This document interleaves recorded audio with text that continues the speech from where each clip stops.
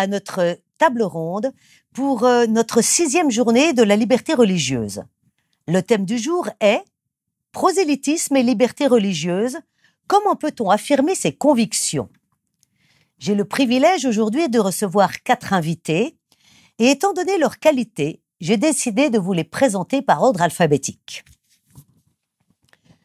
Jean-François Clément, syndic de Renan, originaire de B, infirmier de formation, vous entrez en politique à l'âge de 20 ans et vous vous installez à Renan en 1990. Vous reprenez la politique et devenez conseiller communal, puis conseiller municipal pendant 10 ans et enfin syndic de Renan depuis 2016.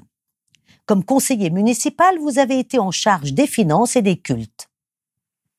En tant qu'infirmier, vous vous spécialisez en soins intensifs et avez œuvré auprès d'enfants et de personnes âgées.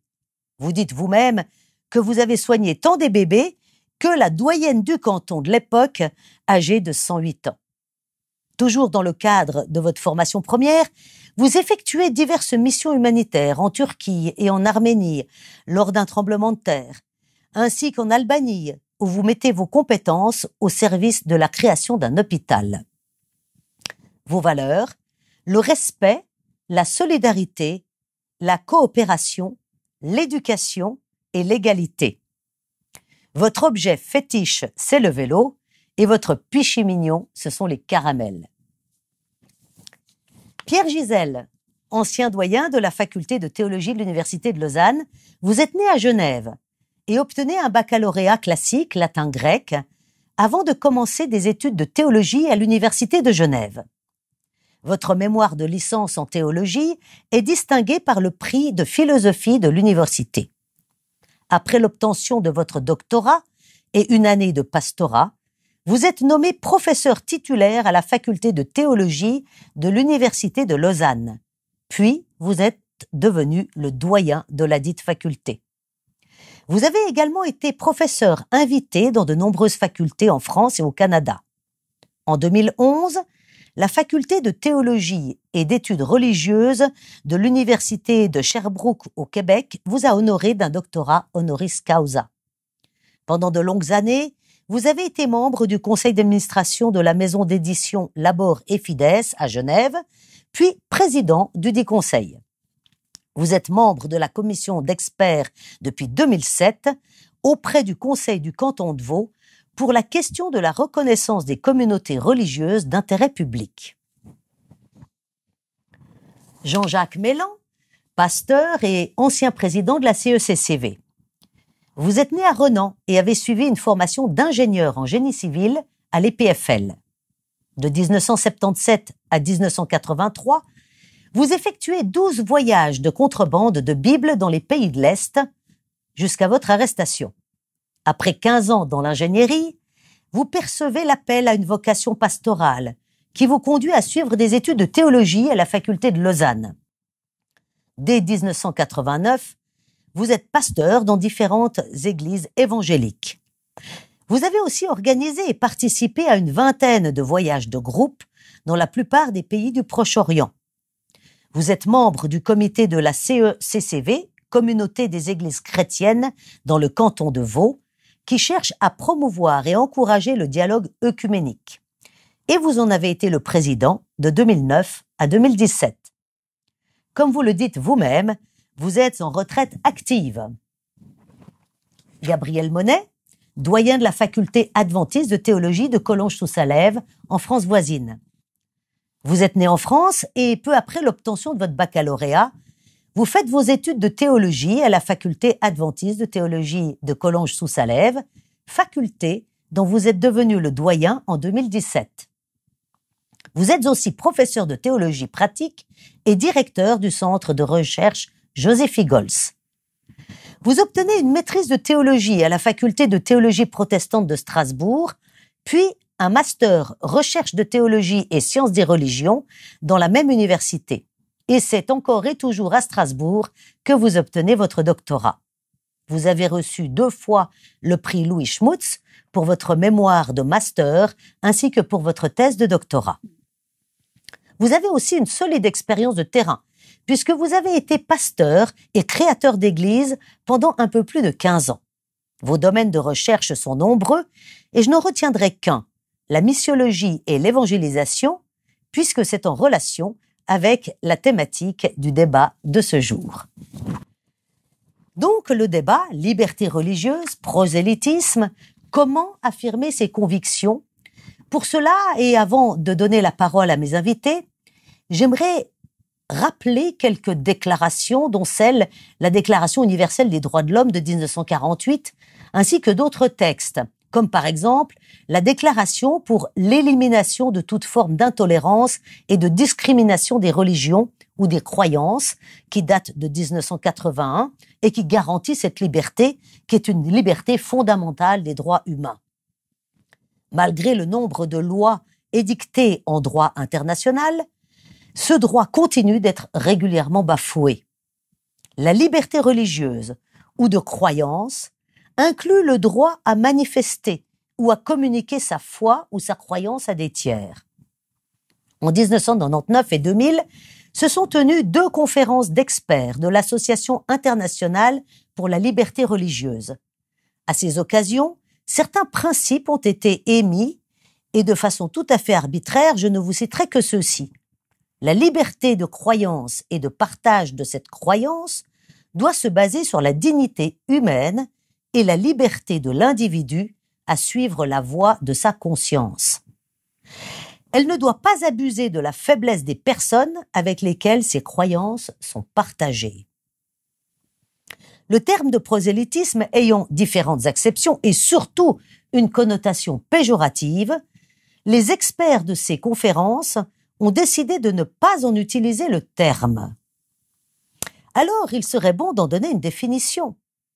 Messieurs, je vous demande donc, pour vous, qu'est-ce donc que le prosélytisme?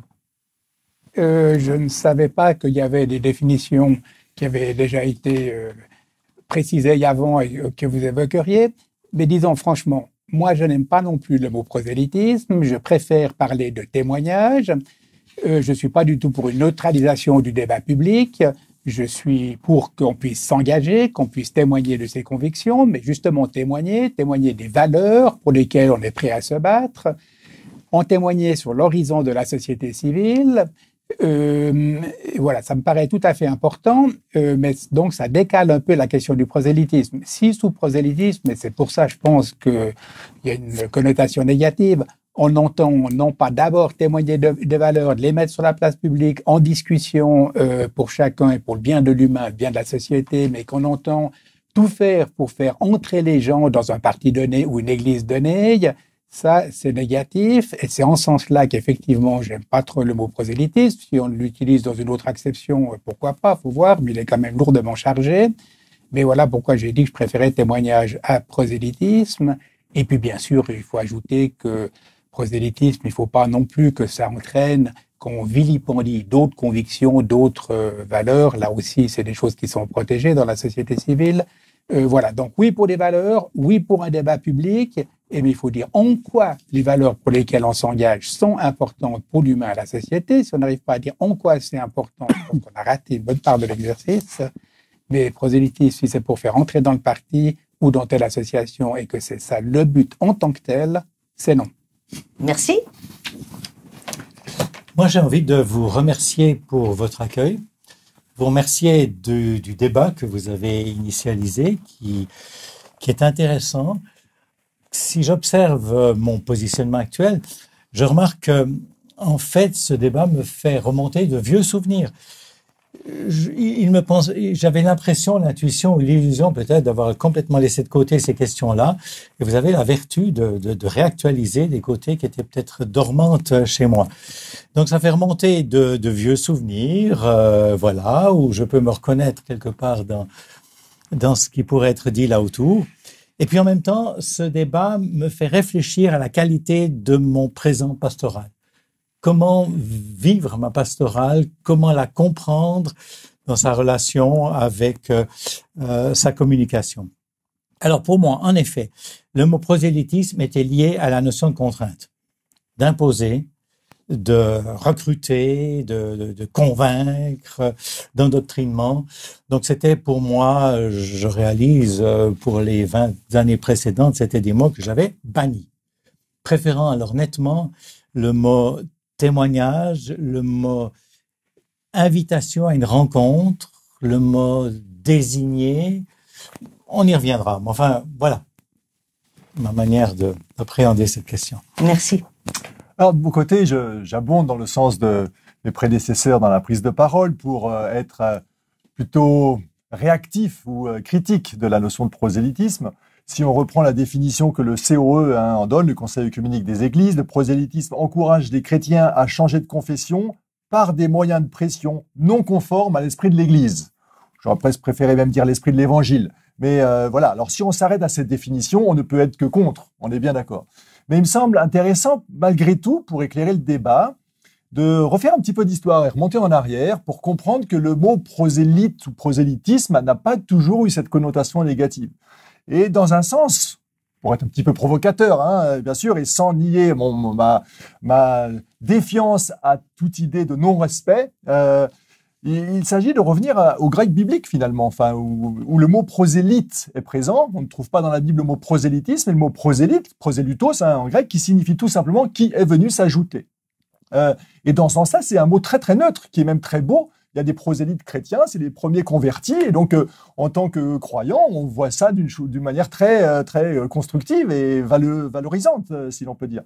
Mais les historiens nous montrent qu'il y a eu un certain nombre de glissements de sens avec le temps. 3 glissements en l'occurrence. Alors tout d'abord, le mot prosélyte qualifie ceux qui sont venus s'ajouter, donc les convertis, si on peut dire. Puis un premier glissement va amener au fait qu'on va parler des prosélytes comme ceux qui essayent de convaincre certains de s'ajouter. Donc c'est plus les évangélisés, mais ceux qui évangélisent. Donc premier glissement. Deuxième glissement, c'est quand cette vision d'une évangélisation ou d'un témoignage, comme il a peut être dit, ou dans la rencontre, des très beaux termes, ça devient quelque chose d'un petit peu engagé, voire proactif, et qui peut aller dans le sens qu'on disait d'une sorte de forçage, hein, si l'on peut dire. Et du coup, il y a une forme de critique de ce prosélytisme dans l'Église elle-même. Et puis ensuite, il y a un troisième glissement de sens qui cette fois touche la société, où la société critique l'attitude des églises, soit entre elles ou vis-à-vis de tiers, qui vont justement essayer de forcer les gens dans un carcan, si l'on peut dire, à rentrer dans une vision plutôt étriquée et pas tellement respectueuse d'autrui. Alors voilà, dans ce sens-là, ce glissement de sens nous fait et me fait être assez réservé par rapport à la notion actuelle du prosélytisme, mais il n'empêche que si l'on en revient à sa source première, en tant que tel, c'est pas quelque chose de négatif, au contraire, c'est quelque chose qui est le fruit de la responsabilité de tout chrétien d'avoir la liberté de changer, la liberté de témoigner, la liberté d'essayer de convaincre, finalement, même si ça doit toujours être, de mon point de vue, dans le respect des valeurs de l'Évangile, donc dans le respect d'autrui, fondamentalement. Merci. Oui, eh bien, j'abonde dans l'avis de mes préopinants, effectivement. Je pense qu'aujourd'hui, ce mot de prosélytisme a une acception qui est extrêmement négative. Aujourd'hui, c'est quelque chose qui n'est pas souhaitable. Effectivement, et je préfère à ce prosélytisme que j'apparente à plutôt une contrainte, une imposition, d'autres modèles qui sont ceux d'inciter par le dialogue, de susciter, d'encourager par le dialogue, la présentation, les échanges, l'adhésion à une communauté religieuse. Merci beaucoup pour ces interventions qui nous font bien voir que souvent, c'est les mots qui posent problème. Alors, rentrons quand même un petit peu dans le vif du sujet par rapport justement à ce côté peut-être négatif du prosélytisme. Monsieur Clément, en tant que syndic, avez-vous été confronté sur le plan politique à la question prosélytisme, enfin du prosélytisme justement, celui qu'on vient de décrire, pas agréable? Oui, effectivement, dans cette communauté qui est Renan, qui a des populations qui viennent de 100 pays différents, avec des identités multiples, nombreuses, sur de nombreux plans, il existe en quelque part une sorte d'acceptation du fait que on évite le prosélytisme, on évite de mélanger par trop les domaines et les différents champs. Dans le domaine politique, on se veut laïque et on parle peu de religion. Par contre, on a des liens très étroits avec les communautés religieuses pour avoir des endroits des moments, des temps, des endroits d'échange, et pour permettre à chacune et à chacun finalement de pratiquer sa religion dans la commune. On a eu il y a en 2012-2013, nous avons instauré ce que nous appelons les dialogues interreligieux, et une fois l'an, nous consacrions un samedi à aller à la rencontre des différentes communautés religieuses qui sont installées sur le périmètre de ce district et l'Ouest lausannois. C'était des moments d'échange et puis qui permettaient aux différentes communautés de se présenter et d'avoir des débats avec la population et les personnes intéressées par ces champs-là.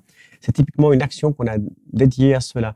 On participait aussi au travers de différentes communautés religieuses à la nuit des églises. Il y a aussi la semaine des religions. Et il y a vraiment des temps dédiés pour évoquer ces thématiques-là. Les politiques s'y rendent, mais on évite dans un conseil communal ou dans un débat politique d'introduire par trop des notions religieuses, notamment en termes de valeurs et de propos. Par contre, on sent bien que différentes actions, différentes intentions politiques sont mues par des valeurs religieuses telles que la solidarité, le partage, l'amour du prochain. Mais ça se fait d'une manière nuancée, dirais-je. Merci beaucoup. Monsieur Monet, je voulais vous interroger sur, justement, par rapport à cette notion de prosélytisme, mais cette fois dans le sens grec que vous avez souligné. Quand on crée une église, ce que vous avez fait, est-ce qu'on doit être un peu prosélyte? Enfin, sur le terrain, quelle a été votre action? J'ai la conviction que l'évangile et la foi en Dieu donnent du sens à la vie. Et dans ce sens-là, en tant que chrétien engagé, quand on a trouvé un trésor, si on peut dire, avec ce trésor, on peut le partager, on a envie de le partager, de faire bénéficier au plus grand nombre cette conviction-là. Et dans cette dynamique-là, oui, il est clair que je crois que ça a été la réalité de toute l'Église, toute l'histoire de l'Église, finalement, de chercher à partager cette conviction que Jésus donne du sens à la vie. Alors, si le prosélytisme, ou essayer de faire des prosélytes, c'est convaincre des gens de devenir disciples du Christ, alors dans cette dynamique, je crois que c'est non seulement la responsabilité de tous ceux qui vont peut-être implanter une église, comme j'ai eu l'occasion de le faire, mais de toutes les personnes qui sont pasteurs ou membres d'une église déjà établie, finalement. On n'a pas vocation à être en cercle clos, à rester comme ceci, mais à rayonner autour de soi. Alors, les choses sont peut-être devenues différentes en christianisme à partir du moment où le christianisme est devenu chrétienté et où finalement tout le monde était quasiment chrétien. Du coup, dans ce contexte-là, une fois installé ce tableau-là, l'évangélisation ou la mission ou le prosélytisme, ça devient, si vous me permettez une image, pêcher dans l'aquarium du voisin. Donc ça devient de la concurrence ecclésiale. Et c'est là qu'on peut, si ça ne devient plus respectueux d'autrui, si ça casse les relations et casse l'unité de l'Église, c'est là que ça devient problématique. Ou alors, on peut aussi avoir dans une dynamique plus lointaine, comme par exemple à certains moments de l'histoire de l'Église, avoir une approche beaucoup plus conquérante, que ce soit, bon, l'extrême, ce serait probablement les croisades, hein, voilà, mais sans aller jusque-là, dans certaines manières d'évangéliser qui allaient avec une forme de colonisation, on proposait l'évangile, mais on imposait en même temps une culture. Là, de mon point de vue, on franchit des lignes rouges qui font qu'on peut décrire ce prosélytisme négatif qui dépasse le témoignage ou l'évangélisation de manière simple. Mais voilà, pour répondre et pour arriver à une conclusion à votre question, clairement, je pense que on tente à aujourd'hui développer une sorte de privatisation de la foi chrétienne, ou privatisation de la religion, d'ailleurs, impact de la foi chrétienne, et c'est une illusion, en fait. Parce que quelqu'un qui est un chrétien, ou d'une autre religion d'ailleurs, cela est d'abord fondamentalement quelque chose d'intime, de l'ordre du cœur, de la relation spirituelle, donc qui ne se voit pas forcément, mais ça a une dimension qui va déboucher sur des valeurs, sur le faire, sur des actions, sur une manière d'être, qui peut et doit se voir. Et donc avoir l'illusion que la foi est cantonnée dans la sphère privée, je pense que ça doit nous faire déboucher sur une vision où on prend acte du fait que la foi a un impact sur la vie sociale et sur donc la vie publique aussi. Et dans ce sens-là, il faut que ce soit régulé par des valeurs qui sont celles du respect, de la différence, bien sûr, et de la liberté. Merci. Monsieur Gisèle, vous parliez tout à l'heure du fondement de ses convictions. Et c'est pas tout de partager ses convictions, il faut encore savoir quel en est le fondement. Et dans ce sens-là, est-ce que vous pensez que les communautés religieuses ont encore un rôle à jouer en matière de liberté religieuse, en matière de partage et en matière, comme vient de le dire M. Monet, de fondement social? Alors oui, mais la question est compliquée. Il faut bien différencier un certain nombre de choses. Alors oui, pour dire qu'il y a une pertinence des questions religieuses dans la société. Oui, pour dire que la société d'aujourd'hui a de la peine à voir cette pertinence. Il l'a refusé pour beaucoup de raisons, mais il a de la peine à voir quelle pourrait être la pertinence. Mais du côté des traditions religieuses, on a aussi de la peine à bien formuler cette pertinence. Parce que moi, je dirais pas simplement qu'on est fondé sur quelque chose et que c'est au nom de ce fondement qu'on va entrer dans l'arène publique. J'ai plutôt tendance à dire qu'on se bat pour une certaine vision de l'humain, pour une certaine vision de la société. C'est pas la même suivant qu'on ait une tradition bouddhiste ou chrétienne ou autre, et que ça vaut la peine d'avoir un débat public sur ce que ces différentes visions peuvent apporter à la construction de la société, à la vision de l'humain. Étant entendu que la société, ça c'est un autre point auquel je tiens fortement, la société, surtout aujourd'hui ici, elle est plurielle et que le politique, il a organisé ces différences pour que ça puisse donner quand même un être ensemble et qu'on ne se fasse pas la guerre, mais même par-delà ça, qu'il les organise pour rendre fructueuses les différences. Moi, je suis très fortement sur cette ligne de rendre fructueuses les différences, mais c'est pas simple, mais parce que je crois que ces traditions sont porteuses de questions que souvent dans nos sociétés, on a refoulées et qui d'ailleurs ressurgissent parce que voilà, il était fait allusion au fait que les questions religieuses aujourd'hui ont plus tellement de place sur la place publique justement. Et puis on parle volontiers de sécularisation. Moi, je pense que la situation est plus complexe. On n'a pas une sécularisation au sens où il y a une disparition progressive du religieux. On a une sécularisation des institutions religieuses, ça c'est parfaitement clair. Mais on a aussi des tas de choses inédites qui apparaissent dans cette société, qu'on ne sait pas toujours bien déchiffrer, mais qui sont aussi de la revanche du refoulé. Et après, la question, c'est est-ce que c'est religieux ou pas religieux? Est-ce que les ésotérismes, que certaines de choses qui se passent du côté de la santé, de la nourriture, etc., c'est religieux ou pas religieux? Ça dépend. Je vous rappelle qu'il y a aujourd'hui des livres qui s'appellent, qui plaident, dans le titre, spiritualité laïque ou spiritualité sans Dieu. C'est des livres qui se vendent à 200 000 exemplaires, c'est-à-dire quand même 200 fois plus qu'un bouquin de théologie un peu sérieux. Donc, c'est tout à fait symptomatique quand même de quelque chose concernant un retour et des déplacements. Parce qu'on dit spiritualité, c'est comme pas tout à fait neutre. Puis on dit spiritualité laïque, ça veut dire quoi? Voilà. Donc, d'autres sociétés, c'est pas de la sécularisation plate. C'est plein de choses qui ressurgissent. Voilà. Elles sont aussi le revers du fait que la société a mis de côté, parce qu'on préfère être neutre et puis jouer que de la technique, et des questions fondamentales. Elles reviennent sur, à propos du transhumanisme, par exemple. Elles reviennent forcément dans les questions médicales. Elles reviennent même dans l'organisation du temps. Les religions balisaient le temps, rythmaient le temps. Voilà. On dit aujourd'hui, est-ce qu'on va ouvrir les magasins le dimanche? C'est pas qu'une question, c'est aussi une question syndicale d'organisation du travail. Mais c'est aussi une question de rythmer le temps. Il y avait des choses qui étaient importantes et fortes et que si on les perd, on perd quelque chose. Donc là, quand je le dis comme ça, c'est bien témoigner de valeurs fondamentales concernant l'humain, mais c'est pas d'abord dans le débat public, parce que dans l'Évangile, on a dit qu'il fallait respecter le samedi ou le dimanche. C'est parce que pour l'humain, c'était porteur de quelque chose de fondamental et qui, en tant que tel, peut être soumis à débat public. Donc il y a un petit décalage dans la manière de faire. Merci beaucoup pour ces précisions. Et comme on est justement dans ce débat public de on le fait pas, vous mentionnez à juste titre que la littérature aujourd'hui, malheureusement, réellement de réflexion théologique, est nettement moins porteuse que de réflexion spirituelle au sens très large.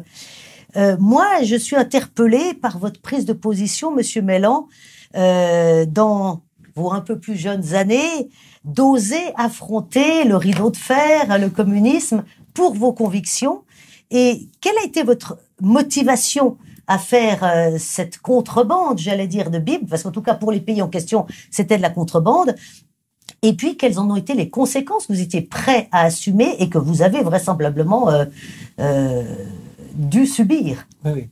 Alors le mot est bien exact. Il s'agit de contrebande, il s'agit d'illégalité au sens des lois des pays visités. Alors c'est une longue histoire dont je ne peux pas vous décrire tous les éléments, mais progressivement cette sensibilité de la situation de nos frères et sœurs, toutes dénominations chrétiennes confondues, au-delà du rideau de fer, m'a beaucoup touché. J'ai été impacté par ces informations qui nous venaient du rideau de fer. Peut-être c'est vrai que j'avais au moins un sens aigu de la justice et de la nécessité de faire valoir, autant que faire se peut, des positions de justice dans un monde où la justice n'était pas pratiquée. Et alors, lorsque nous avons réalisé que finalement, c'est vrai, transporter des Bibles derrière le rideau de fer, pour certains, ça peut paraître un Everest, enfin quelque chose d'insurmontable. Pour mon épouse et moi, on s'est rendu compte que finalement, c'était qu'une question de 2 jours de route, 800 km, 1000 km, 2 jours de route. Il fallait trouver quelques Bibles et puis trouver des adresses. Alors ça, c'était une chose un peu plus compliquée, de manière à rencontrer les gens qui avaient besoin et manifestaient, oui, le besoin d'être rejoints dans leur vécu de chrétien, tout simplement. Et alors, en fait, qu'est-ce qui nous a motivés? Eh bien, c'est tout simplement la solidarité, la réponse à des besoins, la prise de conscience qu'il y avait là des communautés qui étaient réellement dans une détresse à tout point de vue, alimentaire, économique, spirituelle, sociale, de toute nature, parce que soumise à un régime oppressif dont vous avez connu les tenants et les aboutissants. Bon, ce n'est pas sans inquiétude que nous nous sommes lancés dans ce projet, et je dois dire que la qualité de l'accueil que nous avons reçu là-bas, la manière extrêmement émouvante dont les gens nous ont manifesté leur reconnaissance nous a convaincus que nous étions dans le juste et qu'il s'agissait de poursuivre tout simplement avec les faibles moyens qui étaient les nôtres, ce qui fait que nous avons en effet accompli environ une douzaine de voyages pendant les 7 années qui nous ont été impartis. Alors finalement, au 12e voyage, nous avons été arrêtés. C'était la frontière roumaine. Vous savez, les Roumains sont des Latins. J'aurais plutôt eu peur d'avoir été arrêté à la frontière tchèque. Je sais que j'ai des amis qui ont été arrêtés en Tchécoslovaquie, qui, eux, ont dû séjourner en prison. Pour nous, les Roumains étant vraiment des Latins, et ces étiquettes sont quand même passe-partout, puis elles veulent vraiment dire ce qui convient, le contrôle a été sévère, certes, 4 heures de fouille à la douane, mais il n'y a eu aucune représaille, ni financière, ni confiscation de véhicules, ni emprisonnement, simplement un refoulement. Et puis voilà, ça m'a conduit vers d'autres horizons. J'ai compris que c'était un temps une page qui se tournait, d'où mon privilège d'entrer en faculté de théologie de Lausanne. Vous avez été l'élève de Exactement, Monsieur Gisèle, d'après ce que vous aviez dit tout à l'heure. Alors, justement, oui, Monsieur Monet. Réagir ou compléter en disant que finalement, la mission a 2 ennemis, ou cette responsabilité missionnaire de l'Église, enfin on pourra en reparler. Le premier ennemi, c'est sa démission. Et aujourd'hui, ça peut être, enfin ou hier d'ailleurs aussi, ou demain, mais ça peut être la tentation finalement de rester spectateur, de rester dans son petit confort, de relations spirituelles, personnelles, ou entre chrétiens, ou dans sa communauté. Donc une forme de démission qui fait que le croyant n'assume pas sa responsabilité de rayonnement, si on peut dire. Et puis l'autre ennemi, ce serait justement l'esprit de conquête. L'esprit de conquête qui soit conquérant dans le sens d'essayer d'imposer, d'aller... Alors, il y a une part de résistance. Moi, je suis admiratif de choses qui se vivent comme ça, et on peut le faire à certains égards, mais toujours dans une recherche d'équilibre. Et c'est ça qui m'importe. Maintenant, on peut aussi évoquer, là on parle de prosélytisme, on en est souvent critique dès lors que c'est un prosélytisme religieux, mais il ne faut pas oublier que dans notre société, il y a un prosélytisme exacerbé qui est à l'œuvre tous les jours, qui est celui des entreprises commerciales. Par la publicité, par plein de moyens financiers qui font que des grandes marques s'imposent à nous, sans forcément respecter notre pleine liberté.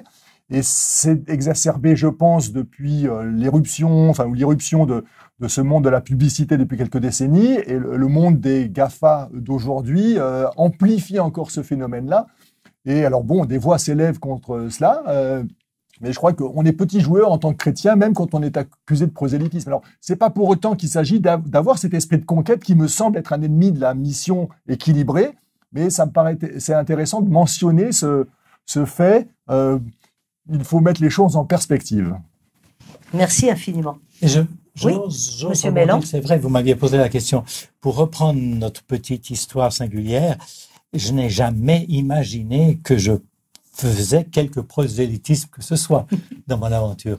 Non, c'était pas du tout l'objectif et la perspective. Pour moi, vraiment, c'était une perspective caritative de prendre soin, de répondre à des besoins existentiels, spirituels et humanitaires. Merci. Monsieur Gisèle, vous parliez tout à l'heure de la vision de l'humain et de la société, justement ce que la spiritualité ou l'Église ou le monde chrétien ou la théologie tout simplement pourrait offrir à nos sociétés.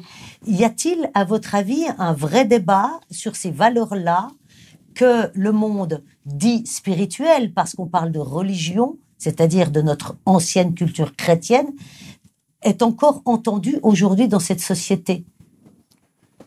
Alors, il faut nuancer parce que la société, elle est très complexe aujourd'hui. Donc, on ne peut pas dire soit oui, soit oui, mais même.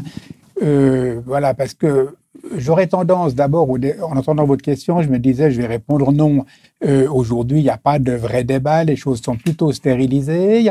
On est apparemment dans une grande liberté de parole, une grande tolérance, etc. Tout le monde a le droit de dire tout ce qu'on veut, mais en réalité, il y a quand même une homogénéisation rampante qui fait que c'est pas si ouvert que ça, tout au fond. Voilà, donc j'avais envie de dire non. Maintenant, si on voit cas par cas, je veux dire, alors justement, il faut voir cas par cas, mais dans les unités, par exemple, de soins palliatifs, donc d'accompagnement des personnes en fin de vie où on arrête l'acharnement thérapeutique, se développent des réflexions qui vont un peu plus loin que simplement ce qui était dans la technique médicale, précisément parce que voilà, on l'a stoppé puis qu'on tâche de permettre aux gens d'apprivoiser ce qui va arriver, c'est-à-dire la mort. Ou bien dans les questions de la santé auxquelles j'avais fait allusion tout à l'heure, de la nourriture et plus largement, il y a quand même des tas de choses qui surgissent. Vous savez aussi qu'il y a des tas d'entreprises de méditation diverses, hein, la pleine conscience et d'autres, et ça a quand même... c'est difficile de mesurer, c'est plus difficile de mesurer ça que de mesurer les gens qui vont à la messe le dimanche. Des fois, ça échappe aux sociologues, mais c'est quand même l'indice qu'il y a des tas de choses qui bougent. Alors, ça part un peu dans tous les sens. C'est en panne d'institutionnalisation, c'est en marge de la société. Souvent, c'est compensatoire par rapport à la société. Hein. La société est dure, elle est technique, elle est fonctionnelle, etc. Puis on se récupère un petit peu dans les trucs privés où on joue la méditation. Voilà, donc la réponse, est-ce que c'est oui, est-ce que c'est non? Ça dépend de comment ce qu'on regarde. Je suis sûr qu'il y a des questions de fond qui sont neutralisées, et je suis sûr que dans les marges, il y a des tas de choses qui bougent. Merci beaucoup. Et par rapport justement à ce que vous venez de souligner, Monsieur Gisèle, Monsieur Clément, pensez-vous que justement l'État et l'aspect politique de la société répondent à ces questions aussi justement de canalisation de tous ces mouvements? Parce qu'on le voit bien, il y a les églises dites traditionnelles, mais il y a en effet toute une marge de spiritualité qui va un peu dans tous les sens. Est-ce que le législateur s'est suffisamment, à votre avis, en tant qu'homme politique, posé de questions pour canaliser et éviter éventuellement les dérapages? Alors, sur les propos qui viennent d'être évoqués, j'ai beaucoup aimé le propos de Monsieur Gisèle par rapport aux différentes visions à une société plurielle qui aurait intérêt à rendre fructueuses ces différences. Et comme cela a été dit, c'est difficile de parler de toutes nos différences simultanément. On doit faire quelques choix, quelquefois. Et puis, vous l'avez dit aussi, oui, dans un monde où on est matraqué de publicité et puis de messages d'adhésion à des produits et autres. Il faut qu'on trouve, nous cherchons dans ce mélange-là le chemin pour effectivement redonner de la place au sens de la vie, au sens de l'existence, à la reconnaissance des besoins des uns et des autres, cette humanité que proclament les églises aussi, qui est le respect de l'autre, l'amour du prochain. Comment est-ce qu'on crée une société où chacune retrouve une place sans forcément y associer en première ligne les communautés religieuses et les valeurs religieuses. Mais on voit qu'effectivement, et à Renan, je sais qu'il y a foison de comités religieux, foison de groupements de personnes qui ont besoin de se réunir pour aborder ces thématiques-là. Sauf qu'aujourd'hui, c'est quelque chose on a dissocié en fait la pratique d'une religion d'un sens public. On a l'intime et le public ont beaucoup bougé ces dernières années en termes de définition. On ne peut plus dans une commune, par exemple, demander à une personne quelle est sa religion. On a une séparation maintenant qui est liée aussi à la protection de la sphère privée. Les gens peuvent nous dire, je suis bouddhiste, je suis catholique, protestant ou que sais-je, mais on ne peut pas nous-mêmes leur poser la question. Ce qui fait qu'on voit bien que la sensibilité, c'est difficile d'appréhender ces thématiques-là dès l'instant qu'on ne sait pas quelles sont les religions auxquelles les gens adhèrent ou se déclarent adhérer. Merci. Pour nous, c'est assez compliqué aussi d'emmener ce débat sur le thème public. Par contre, on essaye vraiment de mettre par des actions les différentes communautés ensemble pour justement y avoir des lieux de débat, de dialogue et pour bonifier encore ces vivre ensemble, puis améliorer nos pratiques, nos réflexions justement. Monsieur Gisèle, vous vouliez intervenir? Oui, j'avais envie d'intervenir sur la question du rapport de l'État et des religions. Il y a ce que vient de dire Monsieur le syndic, et qui, si je vois bien, concernant le dialogue interreligieux, passe par les communautés religieuses. Donc, vous les mettez ensemble et donc vous favorisez cet échange. C'est très, très bien. Moi, j'aimerais dire une ou deux choses concernant la laïcité, parce qu'il y a quand même un peu d'équivoque souvent. Et puis des fois on dit laïcité française, et puis on ne sait pas toujours ce que ça veut dire, que d'ailleurs on soit français ou pas français. La laïcité, je pense qu'elle doit être défendue intégralement s'il s'agit de la laïcité de l'État. L'État ne doit pas être chrétien, musulman ou autre, il est neutre, mais c'est pas parce qu'on est pour une laïcité de l'État qu'on est pour une laïcisation ou une homogénéisation complète de la société civile. Il faut bien distinguer les deux choses. Et l'État, il a aussi à gérer l'ensemble des différences qui sont dans la société civile et pas à vouloir absolument une uniformité de cette société civile. Donc voilà, il faut distinguer quand même le politique et civil. C'est quand même classiquement dans notre tradition libérale, mais souvent, quand on parle de laïcité, c'est un peu oublié. Ça, c'est une première chose. Et une deuxième, concernant les communautés religieuses. Bien sûr, il faut les faire dialoguer et ça a des tas d'effets positifs, directs et puis indirects. Mais il y a aussi qu'est-ce qu'on fait des réalités religieuses. Alors, je prends la communauté musulmane, pour reprendre tout de suite quelque chose de peu clair. Enfin, clair, chacun fantasme aussi ce qu'il veut là derrière, mais enfin bon.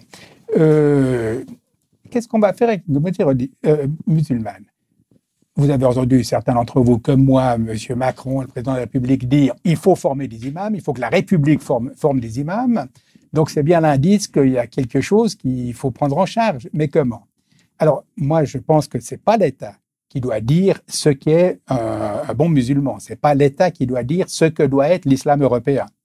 Par contre, l'État peut, c'est un peu provoquant, mais je pense qu'on peut, l'État peut indirectement provoquer les communautés musulmanes sur tel ou tel point pour qu'elles s'expliquent avec leur propre tradition et puis qu'elles s'expliquent avec les radicalités qui traversent leur tradition, qui sont complètement minoritaires, mais qui des fois prennent le pouvoir, ça dépend. Et que l'État a ce rôle-là. Même en France, a fortiori en Suisse, en tout cas dans le canton de Vaud, mais même en France, l'État peut faire ce travail. D'ailleurs, il l'organise tout le temps. Il a créé un conseil des associations musulmanes et d'autres choses. Voilà, donc provoquer les traditions qui sont bien plus diversifiées dans leur histoire. Et puis, c'est un problème d'identité profond qui est derrière les questions de radicalisation. La radicalisation, c'est des mauvaises réponses à des bonnes questions. Et si on ne prend pas en charge les bonnes questions, eh bien, on ne va pas s'en tirer. Comme je dis des fois, ce n'est pas les psychologues et les sociologues seulement qu'il faut mobiliser dans ce genre de cas. Il faut mobiliser des imams intelligents parce qu'il faut que les musulmans puissent retrouver en quoi ils peuvent être musulmans autrement que salafistes durs, etc. Donc, je suis pour que l'État, s'il veut bien gérer sa société, il provoque. C'est pas lui qui donne les réponses, c'est pas lui qui dit ce que doit être l'islam, il les provoque sur des points, et puis ça les oblige à faire de l'autoréflexion à l'intérieur de leur communauté. Je pense que ça, c'est important, que chaque communauté fasse de l'autoréflexion. On l'a toujours fait dans l'histoire. Mais les provocations externes, c'est pas interdit. Mais une provocation externe, c'est pas une réponse qui tombe de l'État républicain comme ça. Voilà. Forcément, ça veut aussi dire que moi, je suis pour une conception où on n'a pas que des individus, et puis l'espace républicain, mais que la société est faite de traditions diverses, d'institutions intermédiaires et d'autres choses de ce genre-là, et que des fois on est un peu faible sur ce point-là, et que l'État il a aussi à organiser tout ça, pas prendre la place, pas travailler à la place d'eux, mais l'organiser cela, et en ce sens-là jouer, oui, avec les communautés religieuses, et comme j'avais dit tout à l'heure, pour les provoquer, les mettre en tension, et puis faire sortir ce qu'elles peuvent avoir de fructueux. Monsieur Monet, par rapport à votre expérience terrain de création d'églises, puisqu'on est justement dans ce cadre aussi de l'intervention de l'État, mais jusqu'où justement l'État intervient et dans quel cadre, et plutôt pour une offre de partage et de mise en dialogue, vous-même avez-vous eu, quels ont été vos contacts avec les, je sais pas, les maires des villes dans lesquelles vous avez créé des églises? Est-ce qu'ils vous ont aidé? Est-ce qu'ils vous ont freiné? Est-ce qu'ils vous ont aidé par rapport à la liberté religieuse? Est-ce qu'ils vous ont freiné par rapport à une crainte de prosélytisme? Quelles ont été vos expériences terrain? Alors, j'ai été pasteur de paroisse déjà, d'églises déjà existantes, et j'ai été moteur de l'implantation d'une église touchant notamment les jeunes, visant notamment les jeunes à Paris. Mais donc, dans ma diversité d'expériences de ministère pastoral, je dirais que j'ai toujours cherché à effectivement développer des relations avec les autorités publiques. Mais souvent, c'était à mon initiative et pour me faire connaître, nous faire connaître, soit en tant que personne, en tant que pasteur arrivant dans un territoire, ou en tant que communauté dont j'étais le représentant. Or, je dois dire que c'est pas toujours quelque chose qui est fait, en particulier dans les grandes villes. Et je me souviens, j'ai été pasteur à Châtellerault, j'ai rencontré Édith Cresson qui en était la maire après avoir été Premier ministre, et elle n'avait jamais rencontré un pasteur adventiste. Elle était contente de découvrir un petit peu cette minorité religieuse et de faire aussi tomber peut-être quelques a priori. Et je pense qu'il y a là quelque chose d'essentiel dans le développement de ces relations publiques qui fait que justement on apprend à mieux se connaître les uns les autres. Et ça met en évidence entre communautés religieuses et avec les autorités publiques l'existence de la relation. Et finalement, même dans le témoignage, je ne crois pas que pour éviter ce prosélytisme négatif tel qu'on l'évoquait au début de notre échange, il s'agit non pas de venir avec ces salades qu'on va essayer de vendre, si vous me permettez cette mauvaise expression, mais bien dans le dialogue fraternel, respectueux d'une amitié relationnelle. Et je crois dès lors que oui, bon, l'État joue son rôle. Je me souviens, peut-être pour donner une anecdote, j'étais donc pasteur toujours dans le secteur de Poitiers-Châtellerault, et dans le cadre d'un camp d'été, un groupe de jeunes devait organiser un camp avec de la musique. Et voilà, l'association de musique là avait demandé à faire ce camp-là, avait évoqué son origine adventiste, et en l'occurrence, les pouvoirs publics s'étaient demandé mais quelle est cette association? Et les renseignements généraux m'ont appelé en disant Monsieur Monet, vous êtes le pasteur de Poitiers, est-ce que vous connaissez cette association Alliance qui va faire un camp cet été? Ah oui, je les connais. Il y a plusieurs jeunes de notre église qui en font partie. C'est une association tout à fait réglo, voilà. Ah ok, ben voilà, parce que ils vous connaissent, on va permettre ça, il n'y a pas de problème. D'où l'intérêt de ces relations-là qui font tomber des a priori et qui donnent une certaine sécurité finalement, qu'il n'y a pas de débordement dans un sens ou un autre. Monsieur Mélan, par rapport à votre expérience de pasteur, aussi d'une église qui même en expansion reste quand même un peu minoritaire évangélique, quel est votre constat par rapport à vos paroissiens? Est-ce que vous avez été confronté des fois à des gens qui étaient un peu extrémistes ou un peu excessifs dans leur façon de fonctionner ou leur façon peut-être de proposer leurs convictions à l'extérieur ou de présenter leurs convictions à l'extérieur? Avant de parler de ces expériences, j'aimerais rebondir un peu sur ce qui a été dit précédemment. J'ai vécu 11 ans de pastorat à Meyrin, une expérience extrêmement riche et tout à fait lumineuse. Bon, il faut dire que la situation de Meyrin est une situation géographique, sociologique un peu particulière, dans le sens que c'est une cité qui, en l'espace de quelques années, a passé de 1500 habitants elle a décuplé en quelques années, en plus de 15 à 20 000 habitants. Et face à cette expansion démographique, les églises en place, c'était dans les années 60, ont senti le besoin de se solidariser et de poser un témoignage commun. Donc les églises, c'était l'église catholique, protestante, et puis l'église évangélique. Et cela fait 60 ans que ça dure. Et ce témoignage commun est toujours bien implanté, de telle sorte que je me souviens d'une journée, enfin d'une conférence à laquelle participait Madame le maire de la commune, et elle nous disait, vous, les 3 églises, vous êtes quelque part des exemples pour nous. Ils étaient 3 conseillers administratifs. Elle savait bien que nos églises étaient différentes, mais dans nos différences, nous avions décidé de travailler en convergence et en valorisant tout ce qui pouvait nous enrichir et en minimisant ce qui pouvait nous séparer. Eh bien, elle considérait que c'était un exemple pour eux, où ils se trouvaient aussi dans un même défi de concilier des points de vue politiques différents. Donc, j'ai vécu ce type d'expérience extrêmement riche et qui a marqué la communauté ou les communautés dans lesquelles j'ai travaillé. Alors que des personnes, à un moment donné de leur vie, aient besoin de développer un positionnement plus militant, c'est souvent une certaine phase d'adolescence, pas seulement, mais enfin, il peut y avoir une certaine phase d'adolescence. Et je pense à l'un de mes paroissiens qui, à un moment donné, m'a dit, je vous quitte parce que je vais aller dans une église. Et Dieu sait qu'à Genève, il y a des propositions d'églises à l'infini. On dit qu'il y a plus d'une quarantaine d'églises évangéliques de tous les noms, Église du Christ international, etc., etc. Bref, alors il m'a dit qu'il allait rejoindre cette église. Et je me suis dit, je vais aller le suivre, simplement par amitié, pour l'accompagner et lui témoigner de l'écoute, lui proposer une présence, une parole et une écoute.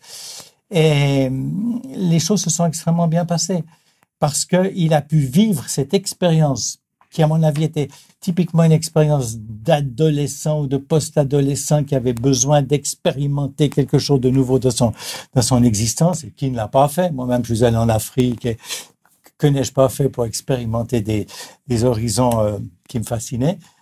Eh bien, d'avoir été rejoint dans son cheminement lui a permis de remettre les choses dans leur juste perspective et de retrouver un positionnement moins idéologique et moins passionnel. Et Merci. j'ai pu le vivre à plusieurs reprises et c'était quelque chose de très enrichissant. Je dirais, j'ai noté aussi que finalement, le prosélytisme s'est invité à adhérer un corpus de doctrine. Bon, je réduis peut-être la définition, mais il y a quelque chose de cela. Dans le prosélytisme, je définis Dieu, et puis je souhaite que les gens entrent dans cette définition. Et ça, c'est vraiment à l'antipode de ce que je comprends de la foi. Pour moi, la foi, elle est totalement étrangère à n'importe quelle forme de définition de Dieu. Tout ce que je peux faire, c'est faire ce que faisait Jean-Baptiste, qui était si bien peint par Grunewald, pointer du doigt l'agneau de Dieu. C'est lui. Et si je pointe du doigt l'autre, je ne vais pas faire de prosélytisme. Je vais simplement suggérer qu'il y a l'autre qui est là et qu'il n'y a aucune raison de regarder à mon héritage, à ma tradition, à mon corpus doctrinal et à mes convictions identitaires. Je pointe le doigt vers l'autre, l'origine. On voit l'importance du dialogue, Monsieur Monet. Oui, juste pour aller dans ce même sens, je pense que lorsqu'on fait de l'Église ou de toute institution ou communauté religieuse une fin en soi, c'est là que ça devient un problème. L'Église ou les églises ou les institutions religieuses ont leur utilité, mais elles ne sont qu'un moyen. Et ça fait une différence fondamentale. Un moyen qui permet à chacun de développer sa relation avec le divin, où chacun lui donnera le nom qu'il veut. Mais voilà, si on va défendre l'Église et donc ses doctrines ou l'institution en tant que telle, on est dans la dérive finalement de l'authenticité de la foi. C'est la subversion du christianisme dont Jacques Ellul parlait si bien. Monsieur Clément, est-ce que vous avez le sentiment, comme homme politique, que la liberté religieuse dans nos sociétés démocratiques est une notion qui est acquise ou pourrait-elle être remise en cause? Moi, mon impression est que la liberté religieuse est une notion acquise, mais comme tout acquis, qui mérite quand même d'être en permanence vérifié, validé, parce qu'effectivement, la Déclaration universelle des droits humains parle de liberté de pensée, de conscience et de religion, mais vous l'avez dit aussi qu'il y a des personnes plus vulnérables, il y a des personnes plus faibles, il y a des personnes qui momentanément sont dans des contextes difficiles qui peuvent être peut-être à leur corps défendant ou leur esprit défendant engagés dans des mouvements ou des communautés pour lesquels ils n'iraient pas spontanément et desquels ils auraient la peine à s'en extraire. Et là, je pense qu'effectivement, on doit être absolument vigilant et être attentif à ce que cette liberté de religieuse soit pleinement mise en place et effective. Monsieur Gisèle, vous qui êtes justement conseiller de l'État de Vaud, ou en tout cas qui en fait partie de certains de ces conseillers de l'État de Vaud, par rapport justement à cette reconnaissance des communautés religieuses d'intérêt public, ce document qui se balade un peu dans toutes les églises, qui arrive aussi dans notre église, sur laquelle on va se pencher pour savoir si on va demander une adhésion ou non, quels sont les pour, quels sont les contre. Est-ce que ce texte aborde aussi des sujets comme la liberté religieuse et éventuellement le prosélytisme? Alors oui, si vous faites allusion donc à ces dispositions propres au canton de Vaud, donc limitées, elles peuvent donner à penser pour tout le monde, mais elles sont propres au canton de Vaud. Il y a effectivement cette possibilité de demander pour une communauté religieuse d'être reconnue d'intérêt public. Il y aura forcément des règles, si j'ose dire, un peu plus dures pour des communautés qui demandent la reconnaissance que simplement les règles de la tolérance qu'on applique pour toute communauté religieuse. Prenons un exemple, on peut être créationniste dur et penser que Dieu a créé le monde en 7 jours, 24 heures, il y a 5000 ans, ou 6 ou 7, je sais plus, comment ce qui compte. Et puis, il n'y a aucun problème, l'État ne va pas les persécuter pour ça. Mais si une communauté de ce genre, j'ai pris exprès un point qui peut être complexe et débattu, si une communauté de ce genre demande une reconnaissance d'intérêt public, elle ne va pas pouvoir enseigner ce genre de choses telles que je viens de le formuler.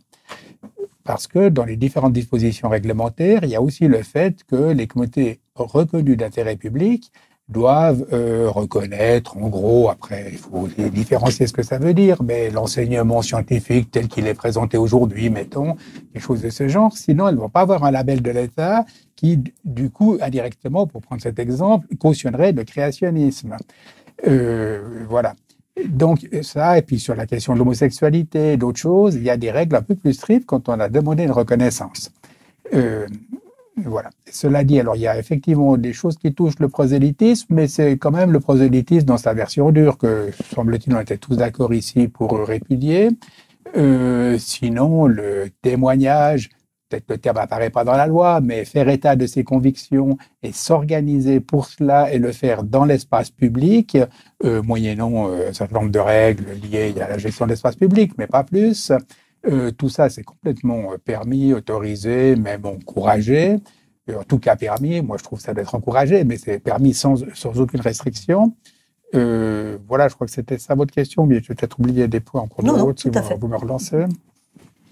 Mais effectivement, l'État, en effet, légifère, propose à ce qu'on s'inscrive, pourquoi pas, pour une certaine reconnaissance. Après, effectivement, il y aura des contraintes selon, établies en l'occurrence, en contrepartie de cette reconnaissance. Oui, oui. Voilà, c'est des limites. C'est pas des. Encore une fois, c'est pas l'État qui va dire quel doit être le bon christianisme, quel doit être le bon islam. Donc, c'est un jeu qui permet des différences, mais il n'est pas infini. On peut pas sortir complètement d'un espace que l'État a balisé.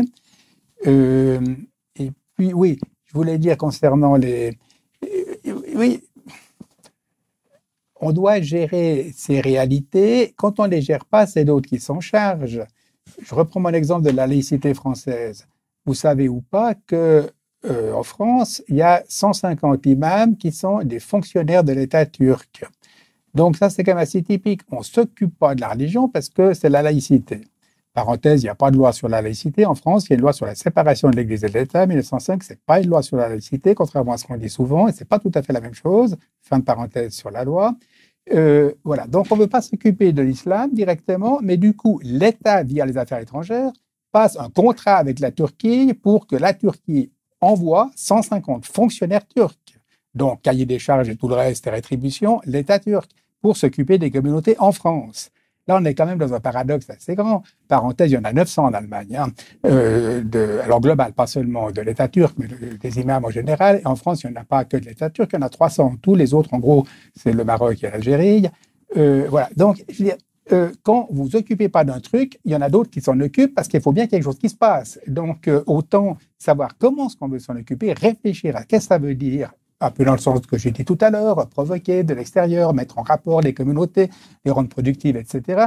Mais quand on fait l'impasse, on arrive à ce paradoxe que je viens de dire. Hein. On est laïc français et puis on signe des contrats avec l'État turc pour qu'ils nous envoient des fonctionnaires qui s'occupent de nos musulmans français. Fin de parenthèse. Alors justement, en tant qu'institution, maintenant, en tant qu'institution de l'Église évangélique ou de l'Église adventiste ou de l'Église protestante, ou même, pourquoi pas, d'un parti politique, dès le moment où on a foi en certaines valeurs, comment, en tant qu'institution, on peut affirmer ses convictions? Parce que le principe quand même de base, si on croit en quelque chose, c'est de le partager. On aime partager ce à quoi on adhère. Alors, en tant qu'institution, quelles sont les possibilités que nous avons, tout en utilisant cette liberté religieuse et tout en ne tombant pas, on l'a bien vu, dans un prosélytisme à caractère de forcing, j'allais dire, comment, vous qui êtes professeur, et l'un et l'autre, comment vous avez enseigné l'évangélisation? Parce que il y a des cours d'évangélisation aussi dans le cadre de la formation du pastorat. Peut-être deux idées pour répondre à votre question. D'abord, strictement sur cette conception de l'évangélisation qui a pu être enseignée, et puis de manière après, dans un deuxième temps, plus globale sur cette notion de liberté, finalement. Alors, pour ma part, j'ai une vision de la mission où j'aime d'ailleurs utiliser un néologisme pour prendre un peu le contre-pied d'une vision qui, à mon avis, est critiquable de la mission telle qu'elle a pu être conçue, comme on l'évoquait tout à l'heure. C'est pour ça que j'aime parler d'une église missionnelle plutôt que missionnaire, pour, d'une certaine manière, prendre le contre-pied et montrer que une certaine approche de la mission qui était conquérante, qui était imposant une culture, qui doit être critiquée et qui était aussi très ecclésiocentrée, alors que l'Église missionnelle, en l'occurrence, sera beaucoup plus une vie naturelle, relationnelle, centrée sur Dieu plus que sur l'Église, voilà. Et donc voilà. Après, je pourrais longuement développer, mais c'est pas l'objet maintenant. Donc voilà, pour répondre à quelle vision de la mission on peut enseigner en faculté de théologie. Mais par rapport à la deuxième aspect que je voulais aborder, c'est important de dire que, alors je pense que c'est le cas dans beaucoup de nos facultés aujourd'hui, mais il fut un temps, je pense, où on formait les futurs leaders religieux, les futurs pasteurs en l'occurrence, hein, pour parler de mon cas ou de notre cas, en envisageant les étudiants comme des vases qu'on allait remplir, c'est-à-dire des pasteurs qu'on allait former pour qu'ils aient plus ou moins tous le même profil qui allait correspondre à ce que la direction de l'Église voulait. Et dans ce sens-là, on peut interroger la vraie liberté de penser, le regard critique que les uns et les autres peuvent avoir.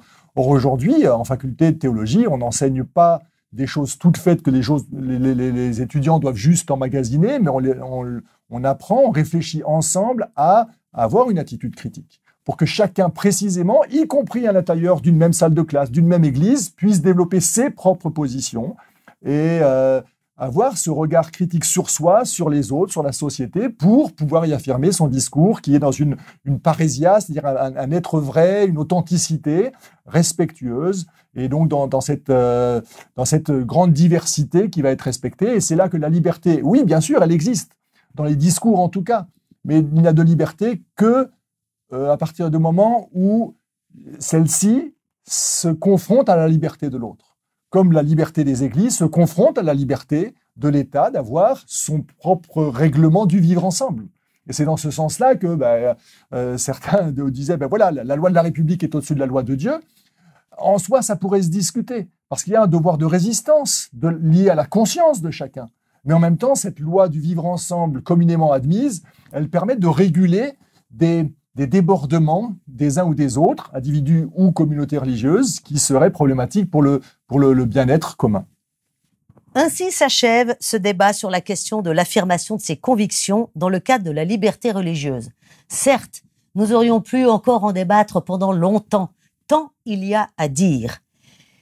Je remercie chaleureusement nos invités du jour, messieurs Jean-François Clément, Pierre Gisèle, Jean-Jacques Mélan et Gabriel Monet, d'avoir accepté notre invitation et d'avoir répondu présent.